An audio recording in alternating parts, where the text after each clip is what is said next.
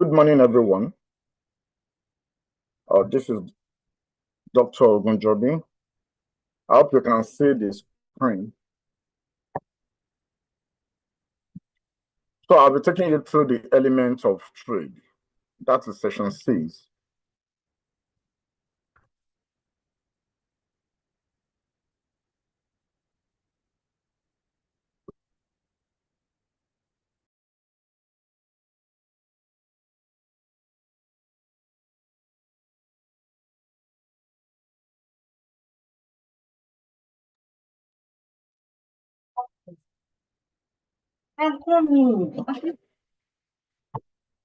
Okay, we're starting with the study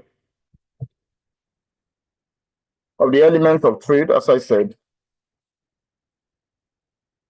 Introduction. The study session is going to examine the concept of trade, which happen to be the key determinant of growth and development of any nation.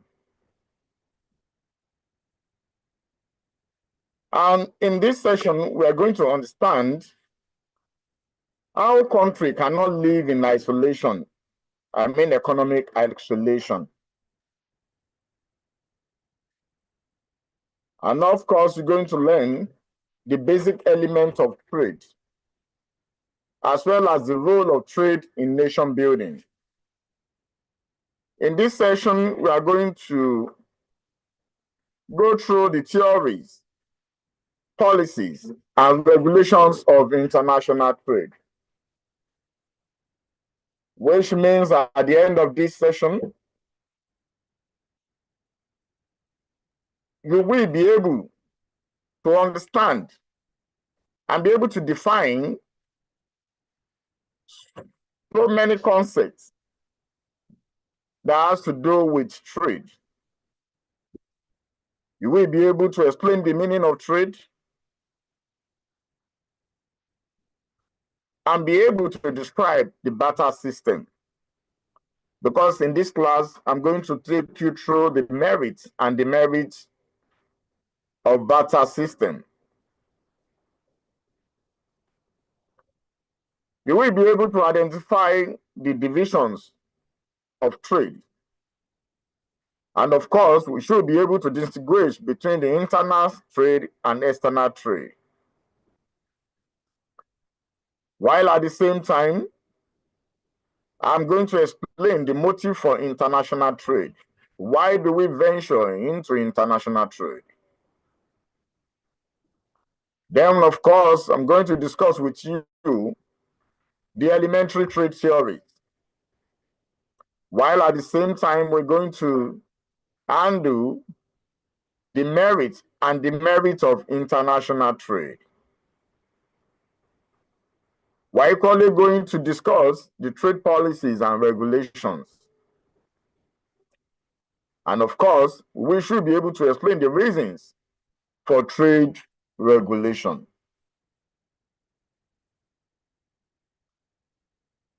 The class governor, I hope you guys are hearing me.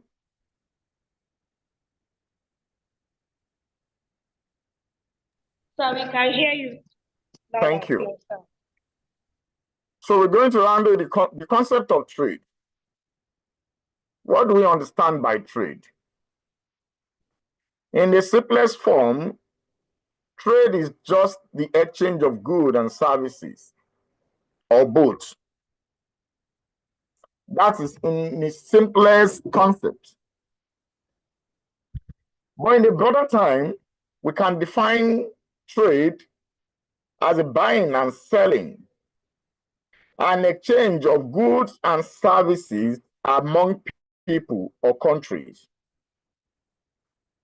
This exchange of goods and services are backed by payments, which means that you have to pay for whatever you are buying.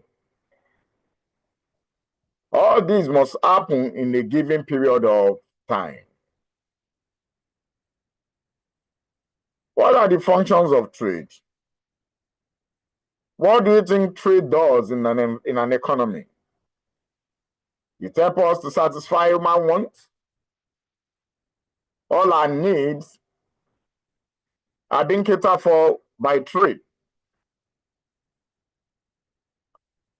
Sometimes trade are not only for profit, but it's about providing services to the consumer.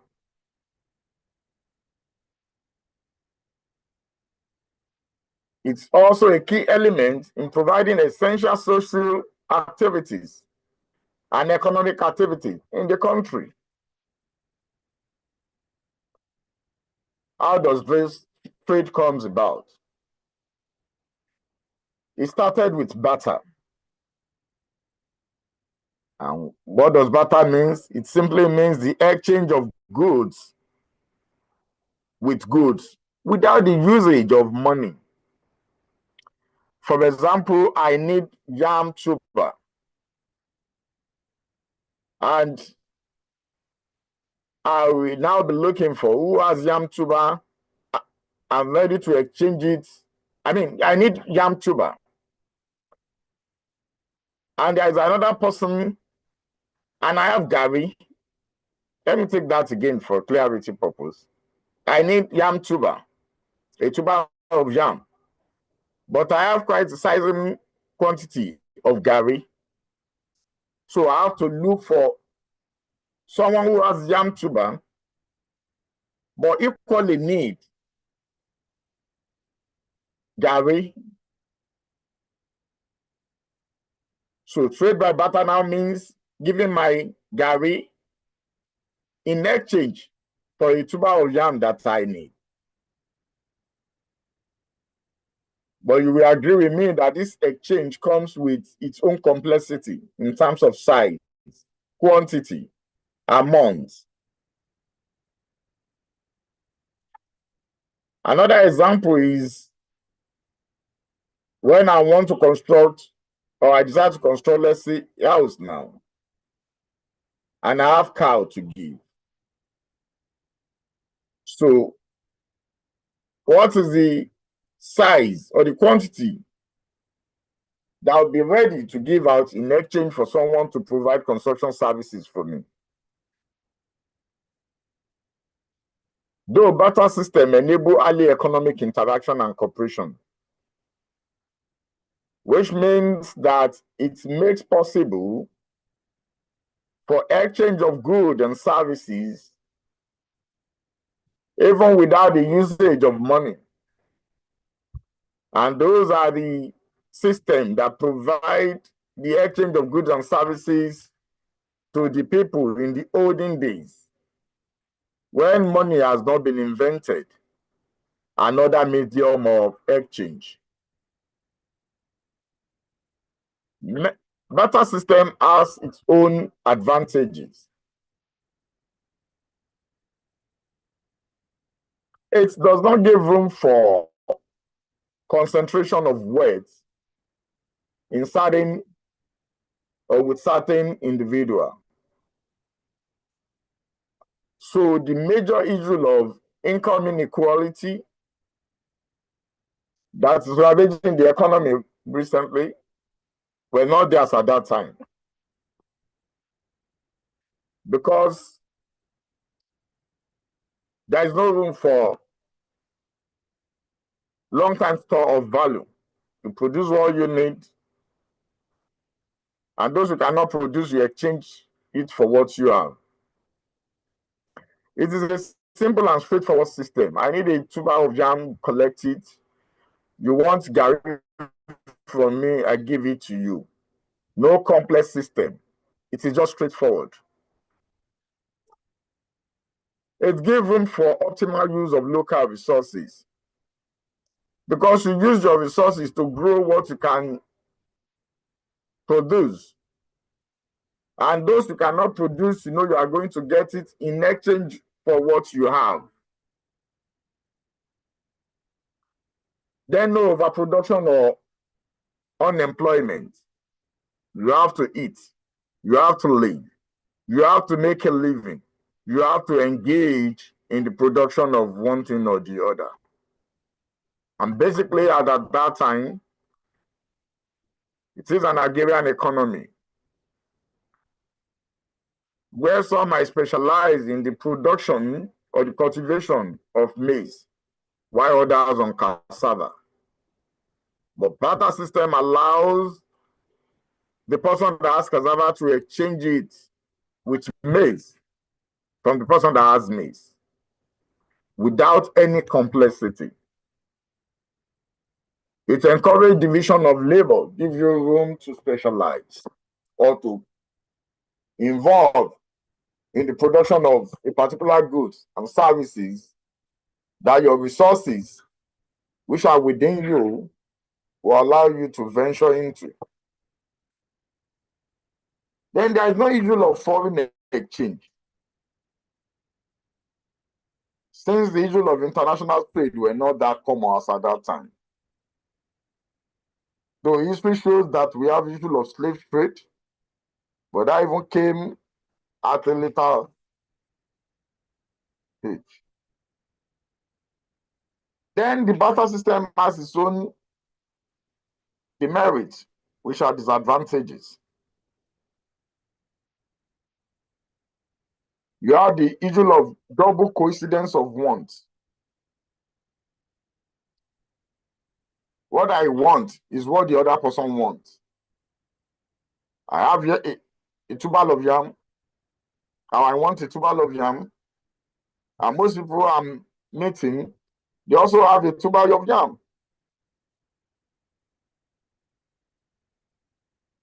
They also need tubal of yam. And I have Gary, other people too has Gary. So how will you now exchange things? What I want is what you want. What I have is what you have. Double coincidence of wants. And there is no common measure of value. Because I talk about sizes, quantities, amounts. How will I know what my tubal of yam worth? How will I know the size of or the quantity of Gary that I have to collect in exchange for the tubal of yam? Then lack of divisibility. I have a cow and I need maybe 20 tubals of yam. And we know, let's say 100 tubals of yam could exchange or could measure up to a cow. So I have a cow, and what the other person that needs cow, maybe just need half of that cow and have 50 tubals of yam. So how will I divide my cow into two so that I can give him and collect 50 tubals of yam? Then I'll now look around for someone that will even need another half a cow and give me the remaining 50 tubers of yam. So there was issue with divisibility as at that time. Then difficulty in deferred payment. Can I collect a tuber of yam from you with the promise that I will give you a pound of Gary at a later stage? So consume now and pay later, as we used to call it nowadays, will not really happen as at that time. Because even if I collect what I want at a particular time, how will I know the measure that we pay back at the later date? Then challenges in storing weight, just like the example of the cow I gave. If I exchange half of that cow, how will I preserve the remaining half from being rotten? So storing wealth becomes an issue. Unlike these days that we can store our money in the bank or or maybe invest it and do other things with it. So they were faced with the problem of storing their wealth. Transport and logistic difficulty too.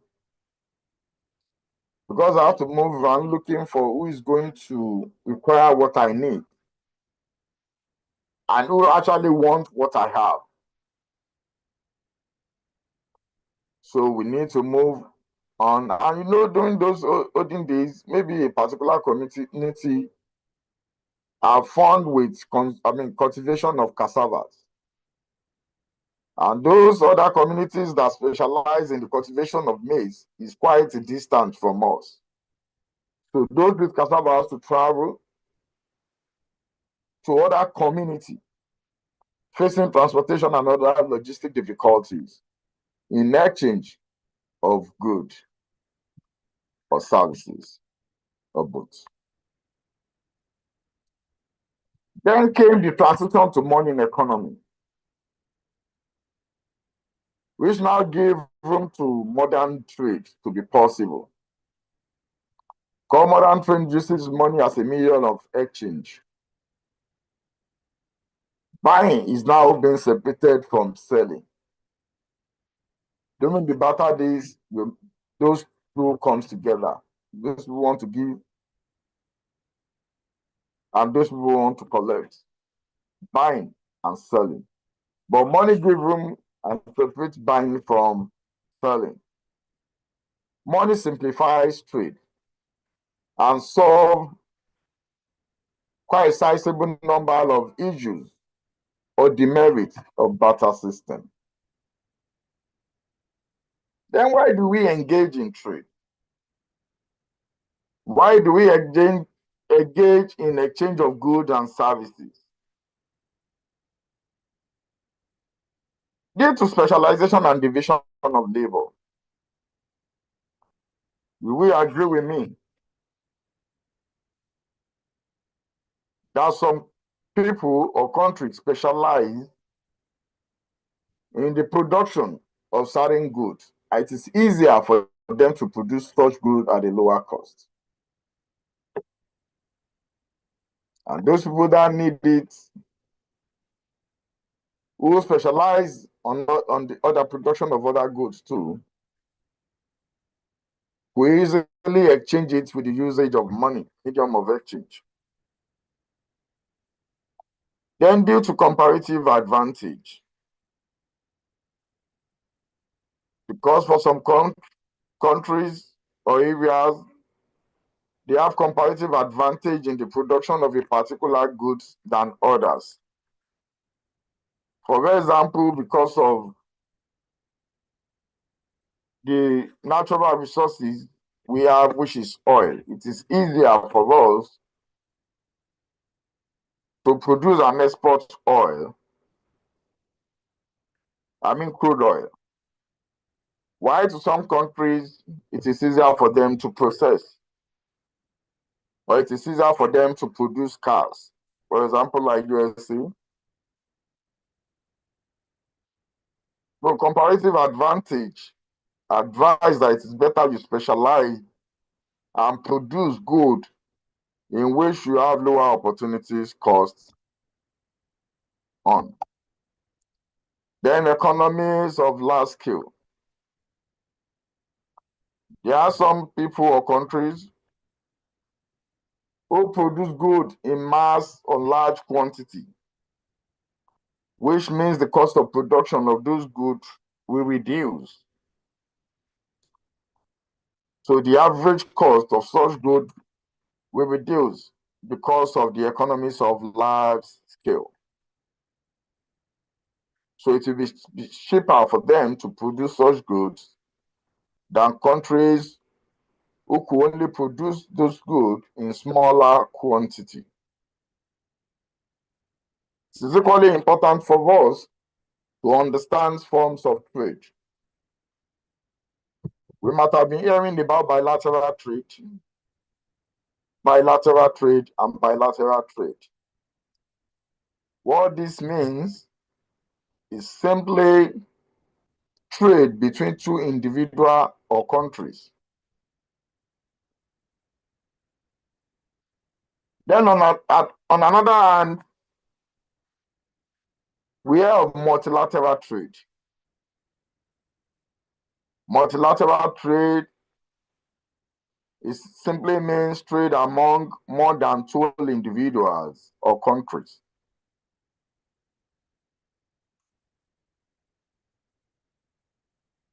Then trades will also be considered as internal, home or domestic trade.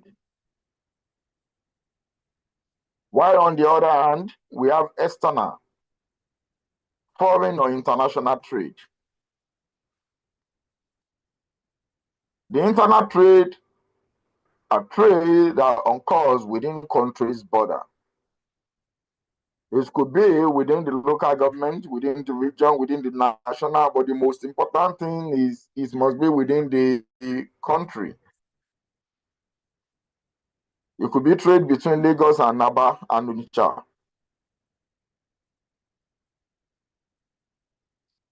Ogun and Aba, but it must be within the country. And even this trade we're talking about could be viewed in terms of wholesale trade, which is buying in large quantity from producers and selling in bulk to retailers. The wholesale traders serve as middleman between manufacturers and retailers. They buy directly from those people that are producing it. For example, Dangote cement that we produce, let's say the one that's being produced in Iwekoro or Bajana, we have some people who buy in large quantity and sell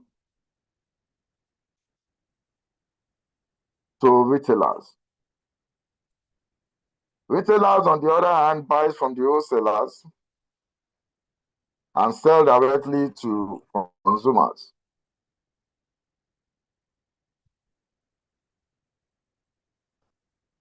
Then external trade, which is international trade. It takes place between countries.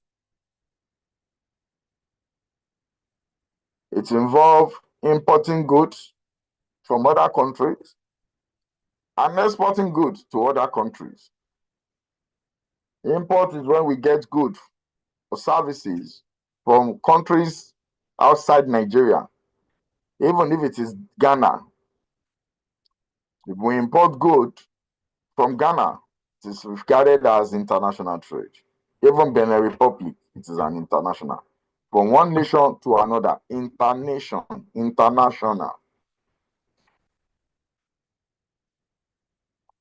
Then we do export goods too from Nigeria to other countries.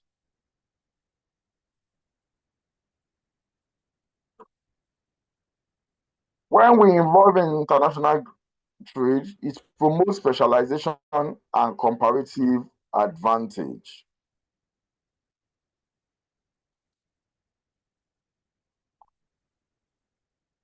International trade, as we have explained, is known as external trade, which involve buying and selling of goods between countries. For example, Mr. Solomon in Nigeria can sell goods to Mrs. Ruth in Canada.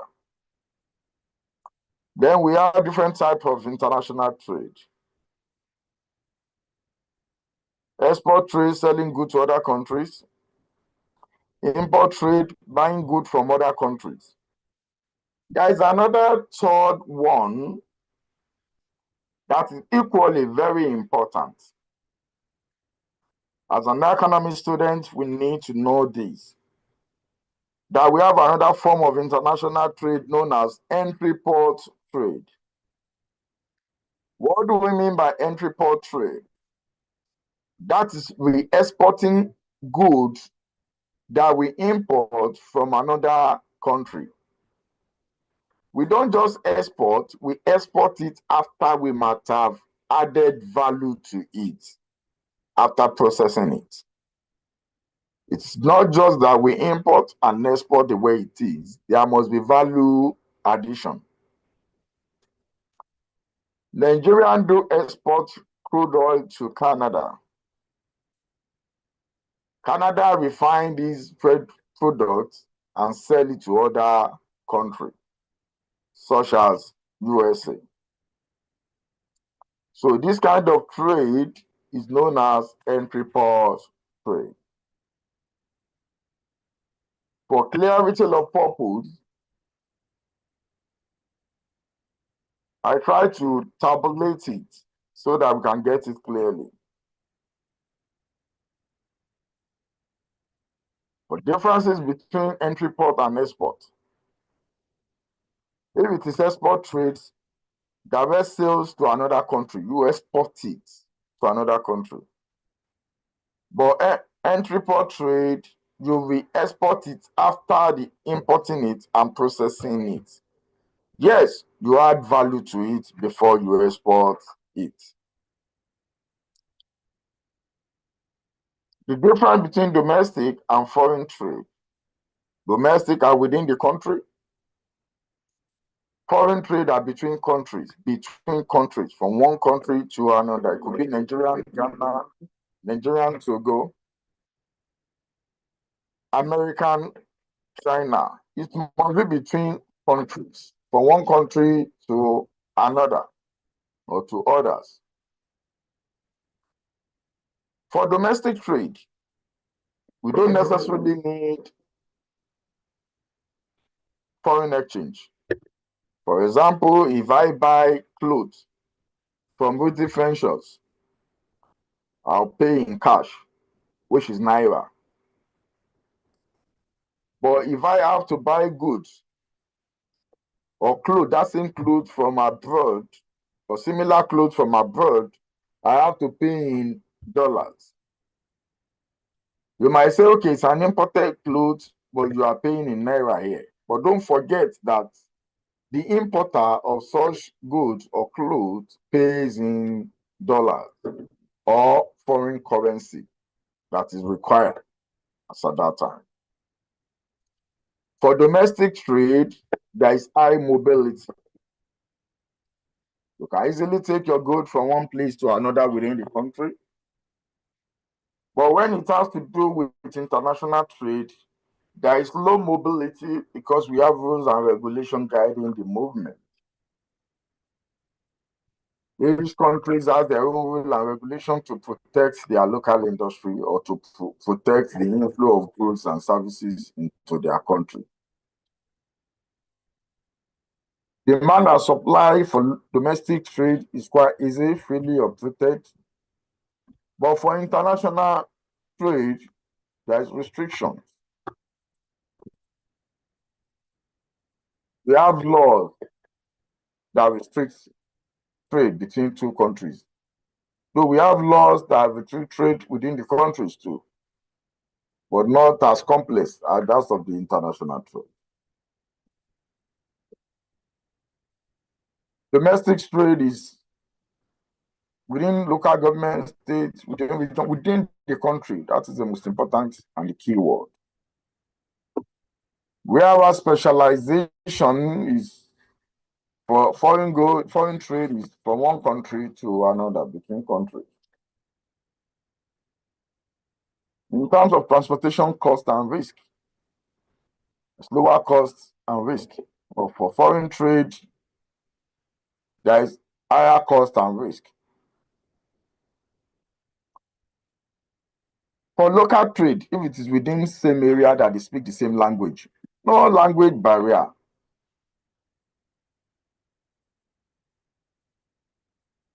So we could still have issues with, for example, if you have an able person selling things in, let's say, Ogun State, for example, and a rural local government where the person does not understand English or where the buyer does not understand the language of the seller. But that is still limited. But we assume that the language barrier, the gap is not that significant. But there is language barrier for international trade, especially if they are not speaking common language. So there is language barrier. Then why do countries engage in international trade? We mentioned it, but let's now discuss it sufficiently. One, difference in factual endowment. You will agree with me that not all countries are endowed with the same natural resources. Nigeria is blessed with crude oil, while other countries are blessed with their natural resources. Some are blessed with gold, some are blessed with copper. We have different factual endowments. We have technological differences. Some of the advanced countries are more technologically advanced too, whereas the less developed countries have low technology. So because of this technological difference, we might need to import and engage in international trade, because it will be easier and cheaper to produce a particular good in a particular country than other. The need to meet the welfare requirements of the country, equally leading to international trade.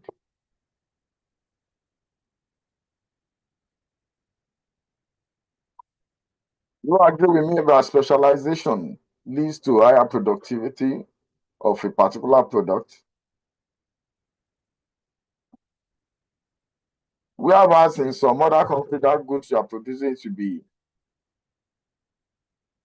the consumption is higher in that country. And in order to enhance the standard of living of that particular country, they might need that particular good whose other country produces at a cheaper cost.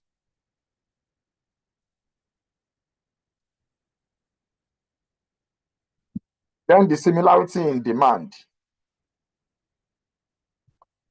China, even if they are selling the bag of rice at the same price, there is tendency for a Chinese man to demand for rice than an American, due to the similarity in demand and preference. If I need to use our local goods like eba, a typical Yoruba person might like eba, whereas America might not prefer that. Diversity in choice. Some prefer luxury cars, good electronic devices, access to luxury goods.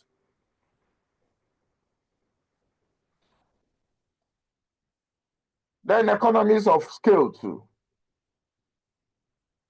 It is easier for in particular for countries to produce at a lower cost due to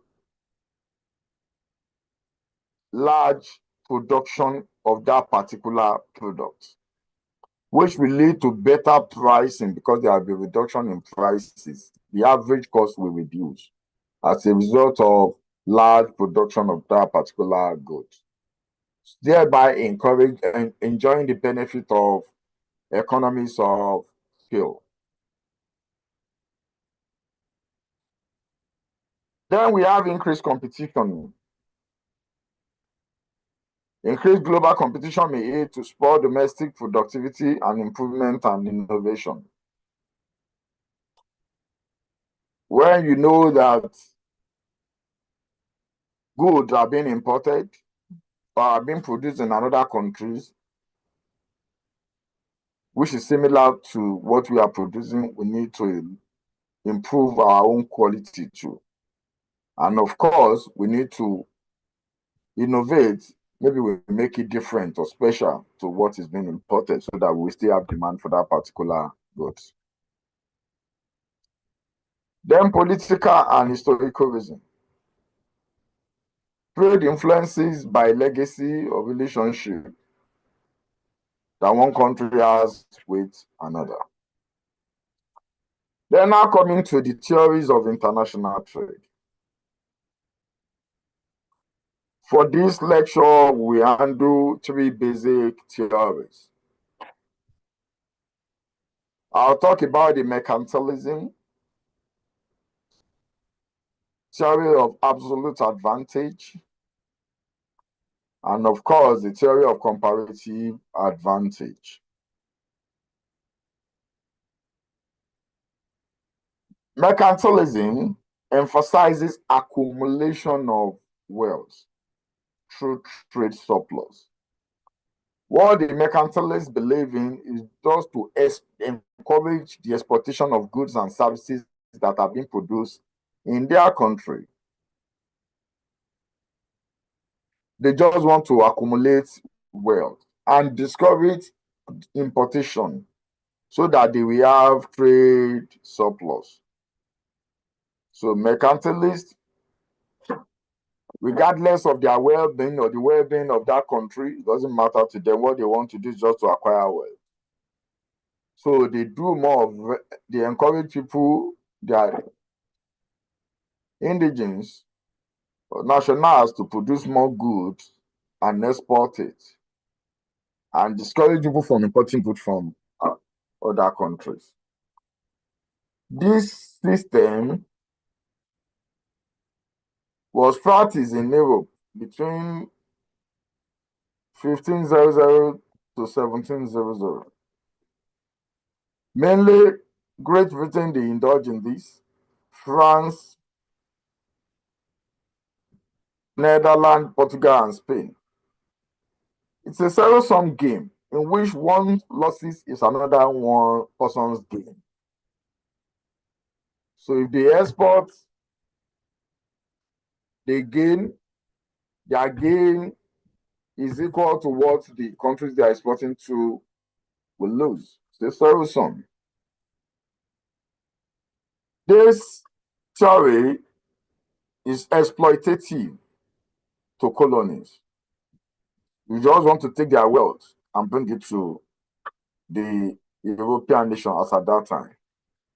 It hinders free trade because they discourage importation of goods and services from other colonies or countries. Then Adam Smith now came with his own theories of absolute advantage, which believe that countries should specialize in goods they can produce more efficiently and export it to countries with low productivity or high productivity cost. Trade with this theory is positive sum game because you allow countries to produce goods that they specialize, that they have absolute advantage on in its production, which means it will lead to global productivity. Because the countries that has absolute advantage in its production can produce and export it to countries who has high cost in producing such goods, or who does not have the resources to produce such goods. For example, crude oil in Nigeria, because we have the absolute advantage due to the availability of raw materials that we have, or the resources that we have in Nigeria, we could produce and export to other countries who does not have such factual endowment in their country or has them in lower quantity.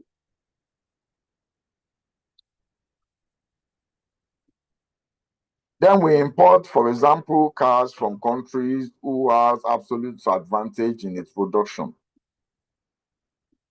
than Nigeria. So you can see how international trade comes about using the absolute advantage, according to Adam Smith. Nigerian can export crude oil and import cars to USA and import cars from. This theory advocates that countries should specialize where they are most productive.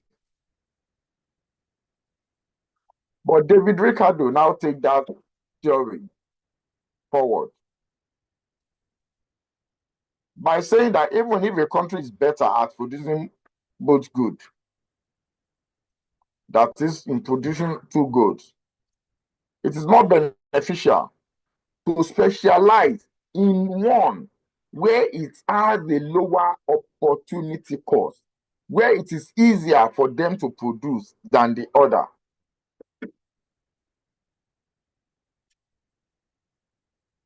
So that mutual trade can occur with countries who have high cost of producing such goods, and the countries that has low opportunity cost in producing such goods will specialize in its production, that the global output will do what? Will increase. Then we try to compare the two, both absolute cost, the advantage, and the comparative advantage. For the absolute, the has ability to produce more of a good with the same resources. For example, a country A produces more wine per hectare than country B. But when it comes to comparative advantage, ability to produce a good at a lower opportunity cost matters. Which one can you produce at a lower opportunity cost? Even if country A is more efficient in producing both wine and clothes, for example, wine and clothes, it is benefit by specializing in the product where it has the greatest relative efficiency. And when you have relative efficiency, meaning that you have low opportunity cost in producing such goods. The merit of international trade help you to access larger markets and stimulate production, because we know international trade, they engage in it because of comparative advantage, because countries specialize in the production in which they have comparative advantage over others. So, which means that they are going to produce it at a cheaper rate and export it to countries who could not even produce or does not have resources to produce such goods. So, it will enable others to access goods and services that they may require for their well-being. And globally, it will stimulate production. Then, in terms of variety and quality, consumers enjoy a wider range of goods and services. And in terms of innovation, it exposes countries to global competition, which drives technological advancement. Then it fosters better international relationship among countries. The merit of international trade. Just as the benefits accruable to international trade are many, yet we still have some demerits too. It may kill local industry. If a country engages in international trade or in the importation of particular good without checking it, it will kill the local industry that are producing such goods. And if country is not proactive enough, that country will turn to a dumping ground. And this will lead them to over-depend, over-rely on foreign markets or foreign countries. Once it leads to over-dependence, what will happen? There will be political influence, because that country will be the one controlling the economy of the country that depends on them.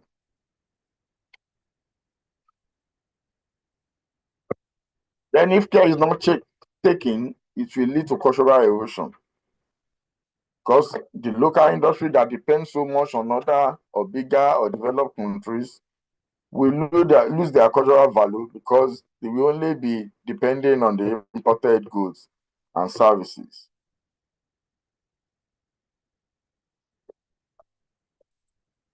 Even some of our food items in Nigeria, they are becoming to be eroded.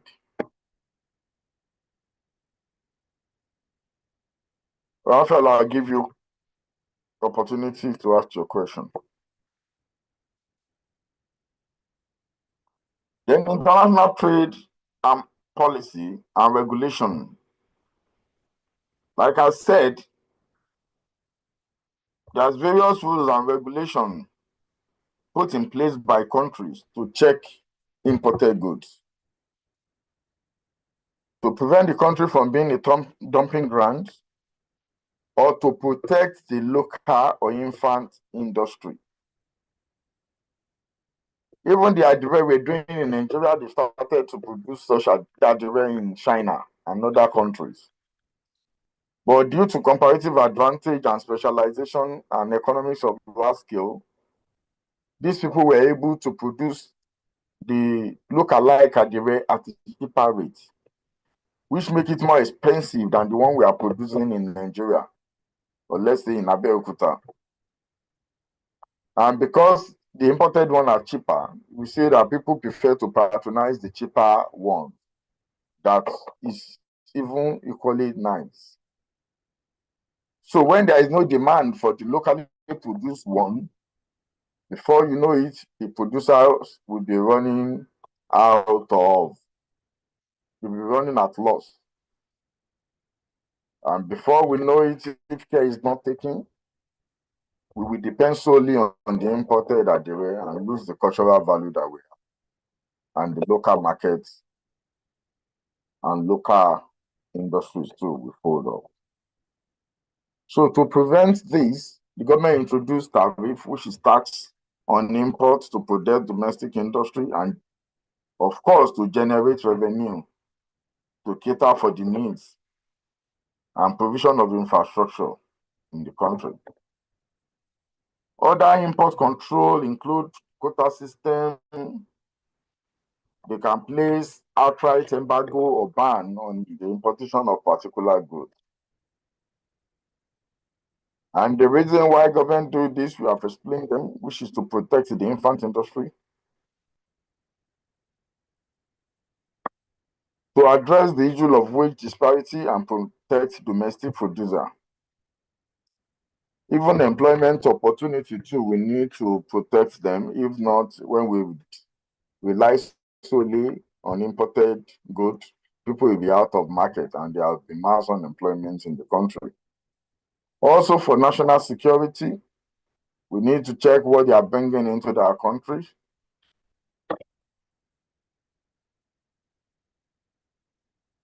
Then some even criticize against the protection on the trade regulation.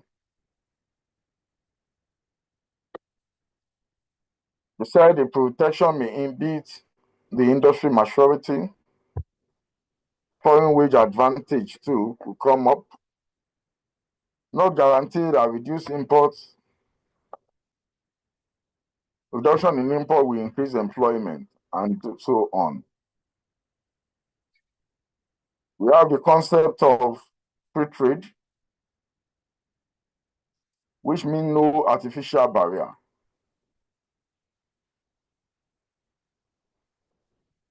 Then we have trade liberalization, which means we can reduce the barriers gradually to enhance efficiency, competition, and economic integration. Then there are some advantages of free trade: higher living standard, production efficiency, consumer benefits. It also leads to employment opportunity, which by job, through job creation. Then the disadvantages of free trade: we have economic instability, structural unemployment, unfair competition, because when there is international trade, there will be competition. You have to improve the quality of what you are producing to surpasses or meet up with that of the imported goods so that you can still get patronage for the goods and services. Then there is need to take cognizance of the risk of regulatory evasion on the part of environmental concern. In summary, trade regulation and free trade have unique advantages and disadvantages stated. There is need to balance things up too between protection and openness. Thus, the same we view that protection is necessary. Also, we have arguments and visible reasons why the country needs to open up to international trade.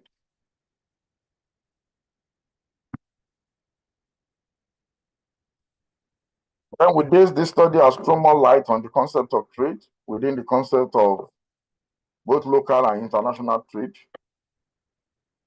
We've learned about the concept of barter system arrangement. And we've dealt with the theories, the mercantilism, the absolute cost, and the comparative cost. And we've tried to explain the concept of trade within the country. To this end, I say thank you. And I would like to ask if we have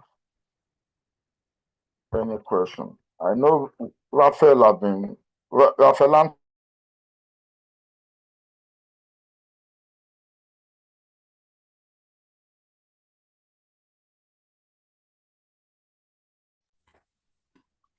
Good morning, sir.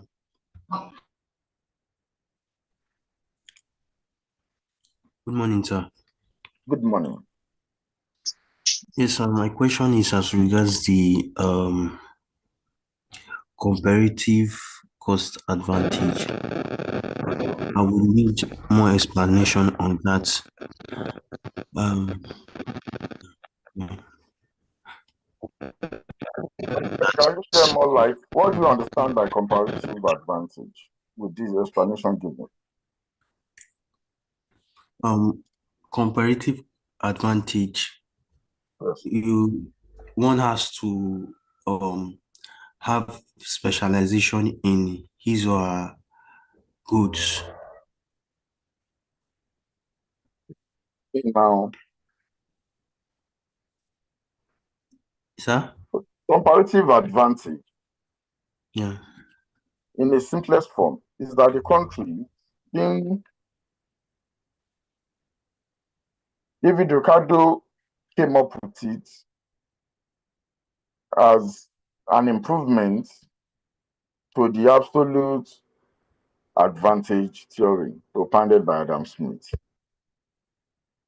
which means that if countries has absolute advantage, or you have absolute advantage in the production of two goods, if you now specialize on the one you have, you can produce, or you have low opportunity cost. That means you should specialize on the one that you have, you can produce at the lowest cost.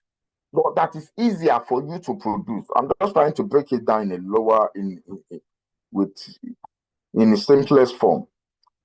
For example, you are producing biro and paper.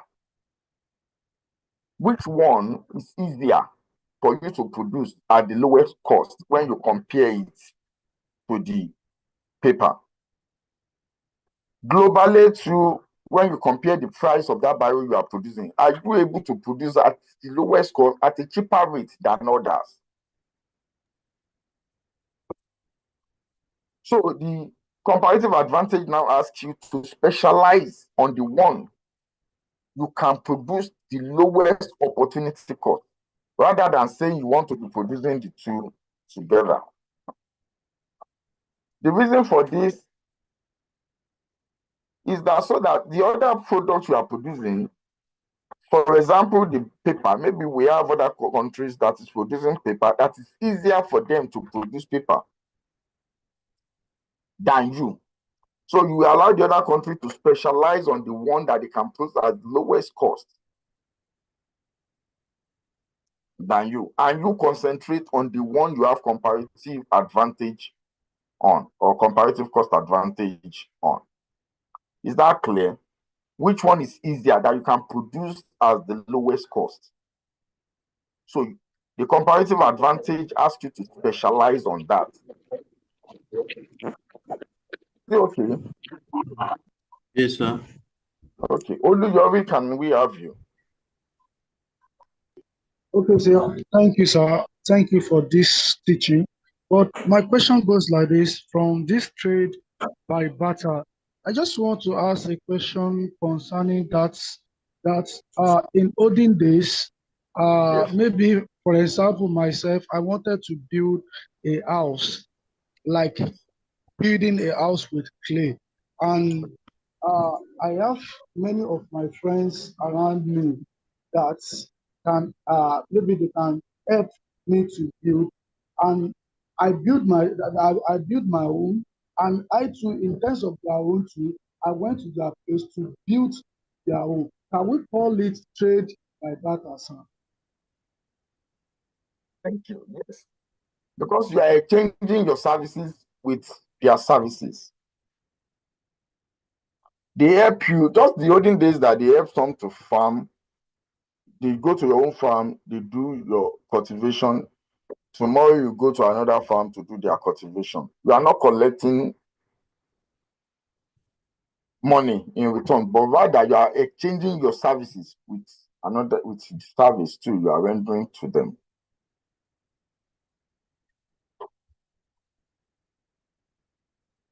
Oluyori, yeah, me see your Jenago. Good morning, sir. Good morning. Thank you so much for this wonderful opportunity to ask a question. My question is the merit of barter system encourage the division of labor. Sir, please, can you put more light on this? Encourage the division of labor. Okay. Yes. The merit of barter system, because you are exchanging your goods with another good. So it makes you, you can get other goods that you need. So the one that is easier for you, you can just continue in that line. Division of labor is, okay, for example, it is easier for me to do cultivation of vegetable. But the garri that I will use to make a bar for that vegetable, I know I can get it by changing my vegetable with garri. So I could concentrate on my own cultivation of vegetable, because I know it is easier for me to get other things that I need in exchange for the vegetable that I have.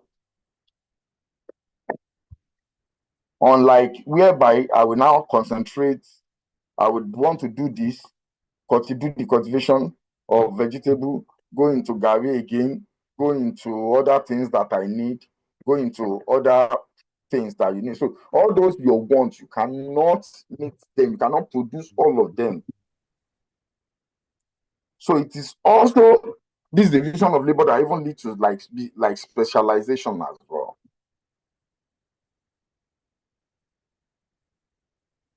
Is that taking? Okay, sir. Thank you so much, sir. You're welcome. Christian Monique.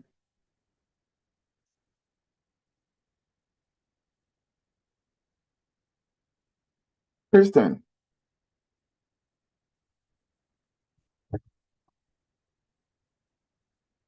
Kristen, we're waiting for you, please. Okay, good morning, sir. Good morning. Thank you for giving me the opportunity to ask this question. Okay. Well, my question is still on the one that the other student asked about division of labor, the merits of barter system. Okay. So you explained it, yes, but I thought division of labor that I know, it's when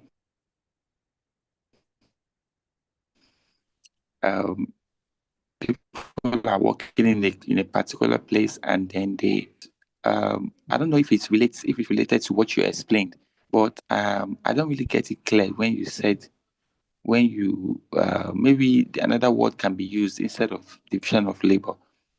Okay, in my opinion, yeah. Let me give you the simple definition of division of labor.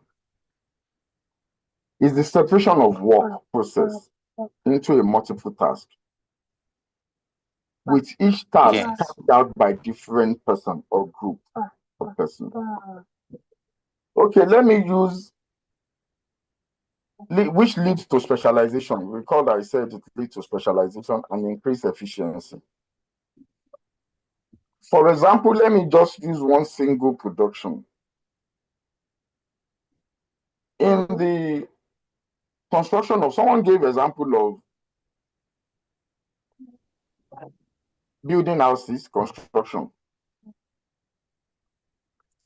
Justin, someone was asking that it's trade by barter, when you render services to someone that want to construct house, services, maybe you will help them in cultivation of their farm. But trade by barter, in the construction of house, we have different stages. For example, we have bricklayer that we work there, right? We have a carpenter that will work there.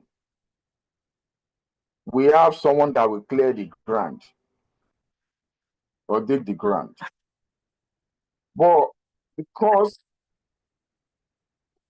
you have the wealth in the sense that, for example, you deal with rearing of animals, maybe goat, for example. Trade by barter makes it easy or easier for you to look for a bricklayer who will mold your block. But that bricklayer in return needs a goat. So you have the bricklayer to mold block for you that you want to use for the construction of your house. Then you give that bricklayer what? The goat that you have. The bricklayer supply the services to you, and you are doing what? You are also giving that bricklayer what you have. You are exchanging your goat with the services of the bricklayer on one hand. You need a carpenter to do your doors, another furnishing of the house. You still have goat. But the carpenter too needs goat to cook, to feed his family. So the carpenter will work for you in your house. But in return, what do? You will give that goat. The carpenter specializes, or the carpenter only knows how to construct, do carpentry work. But because every other things that he or she needs, he will as well get it by exchanging his services. He will not mind. He will still continue doing in his own line of job. So trade by barter give room for the separation of work process into multiple tasks, in which each task could be carried out by different persons, whether bricklayer, whether carpenter, whether someone that will clear the ground and all that. So this leads to specialization on the part of those people that are doing it. But in at the end of the day, it will lead to efficiency. And all these are made possible because of trade by barter. If you know you cannot get goods and you are a block maker, why would you concentrate and be doing block making industry when you know you need goods? So you will only shortchange yourself if you know if there is no trade by barter. That means you have to cultivate vegetable that you eat, cultivate garri. You still want to build your shelter. You still need to be a specialist in the area of, let's say, carpentry, block making, and the likes. But because the trade by barter gives room for exchange of goods and services in a way for goods and services without money. So if there is no trade by barter, there won't be opportunity for division of labor. So everybody will want to be jack of all trade. But because you know that you can divide construction of houses, I don't need to be a bricklayer at the same time, be a carpenter at the same time, build the person that will clear the ground for me to build the house. So the various aspects of house construction will be divided into different areas. I hope that is clear. Yes, thank you, sir. It's Yes, sir. clear. But can we also say Thank you, sir. Thank you, sir. You are clear. You are clear, sir. Thank you, sir. It is very clear. We enjoyed your class very well. Thank you very much, sir. We really appreciate it. Yes, sir. I have a question, sir. My name is Olamilekan. Understand everything, sir. Okay, sir. Thank you, everyone. Hello, sir. Yes, sir. My question is that. Hello, sir. Can I I'm have so your sorry, number? please. My question is, in barter system, are there limitations? Yes, barter system has its own demerits, and those are the limitations. Double coincidence of want, no common measure of value, lack of divisibility. Those are the limitations. So thank you very much. Thank you, sir. Have other classes too. Thank you.